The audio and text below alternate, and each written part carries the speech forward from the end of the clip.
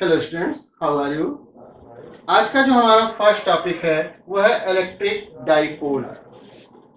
Electric dipole is a system of two equal and opposite charges placed at small distance. जब दो equal and opposite charges को एक दूसरे के पास पास small distance पर रख देते हैं तो इसी सिस्टम को इलेक्ट्रिक डाइपोल बोलते हैं। इलेक्ट्रिक डाइपोल में दोनों चार्जेस का मैग्नीट्यूड सेम होता है, जैसे इसका भी क्यू और इसका भी क्यू, बट दोनों चार्जेस का नेचर अपोजिट होता है। मीन्स एक चार्ज निगेटिव होगा और दूसरा चार्ज पॉजिटिव होगा। अब इलेक्ट्रिक डाइपोल का एग्जांपल है HCl। HCl में एक हाइड्रोजन आयन एक क्लोराइड आयन के साथ जुड़ता है, तो हाइड्रोजन आयन पर जितना पॉजिटिव चार्ज होता है क्लोराइड आयन पर ठीक उतना ही नेगेटिव चार्ज होता है। तो ये एक कॉम्बिनेशन है इक्वल एंड अपोजिट चार्जेस का, इसी को बोलते हैं इलेक्ट्रिक डाइपोल। किसी भी इलेक्ट्रिक डाइपोल की जो स्ट्रेंथ है उसको कैलकुलेट करते हैं एक फिजिकल क्वांटिटी से, जिसको बोलते हैं इलेक्ट्रिक डाइपोल मोमेंट। तो इलेक्ट्रिक डाइपोल मोमेंट को P से डिनोट करते हैं और इलेक्ट्रिक डाइपोल मोमेंट दो चार्जेस में से कोई भी एक चार्ज का मैग्नीट्यूड और दोनों चार्जेस के बीच की डिस्टेंस के प्रोडक्ट के इक्वल होता है। सपोज कीजिए हमारे इलेक्ट्रिक डाइपोल का फर्स्ट चार्ज है -q एंड सेकेंड चार्ज है +q और दोनों चार्जेस के बीच की डिस्टेंस है 2l। अब यहाँ आपके माइंड में एक बात आ रही होगी कि डिस्टेंस को 2l क्यों लिया, L भी ले सकते थे।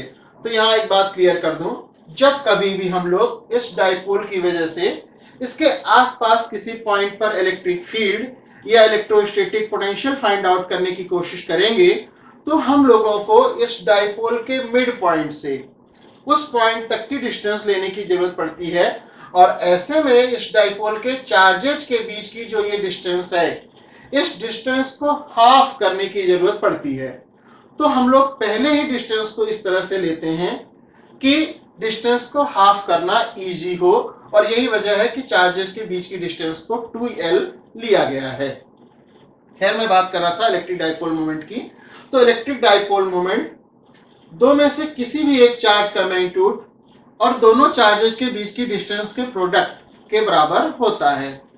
तो इलेक्ट्रिक डाइपोल मोमेंट P, दोनों चार्ज में से किसी एक चार्ज का मैग्नीट्यूड लिया, दोनों का मैग्नीट्यूड Q ही है और चार्जेस के बीच की डिस्टेंस है 2l, then P equal to हुआ Q इंटू 2l। अब इसको थोड़ा सा रीअरेंज करेंगे तो हमें मिलता है P इक्वल टू 2QL। ये इलेक्ट्रिक डाइपोल मोमेंट का फार्मूला है।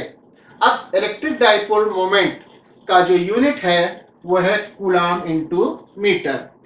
इलेक्ट्रिक डाइपोल मोमेंट एक वेक्टर क्वांटिटी है, जाहिर सी बात है ये वेक्टर क्वांटिटी है तो इसका कुछ न कुछ डायरेक्शन भी होगा। तो इलेक्ट्रिक डाइपोल मोमेंट का डायरेक्शन होता है from minus charge to plus charge, negative to positive. तो इलेक्ट्रिक डाइपोल मोमेंट का डायरेक्शन निगेटिव चार्ज से पॉजिटिव चार्ज की ओर होता है। इसके बाद हम लोगों को नेक्स्ट टॉपिक में इलेक्ट्रिक डाइपोल की एक्सियल लाइन पर, फिर इसके बाद इक्वेटोरियल लाइन पर इलेक्ट्रिक फील्ड इंटेंसिटी निकालना होगा। मैं आपको बता दूं इक्वेटोरियल लाइन और एक्सियल लाइन क्या होती है। तो देखिए, ये डाइपोल के दो चार्जेस हैं -q एंड +q। दोनों चार्जेस को ज्वाइन करने वाली ये जो लाइन है इस लाइन को बोलते हैं डाइपोल की एक्सिस। और अगर आप इसी एक्सिस को आगे प्रोड्यूस कर देते हैं चाहे इस साइड और चाहे इस साइड, तो ये जो लाइन है इसको बोलते हैं एक्सियल लाइन। ऐसे ही ये जो डाइपोल की एक्सिस है इस एक्सिस पर अगर आप एक परपेंडिकुलर बाइसेक्टर ड्रॉ कर दें तो ये परपेंडिकुलर बाइसेक्टर को इक्वेटोरियल लाइन कहते हैं। ठीक, नेक्स्ट सेशन में अब हम लोग डिस्कस करेंगे electric field intensity at any point on the axial point of the dipole.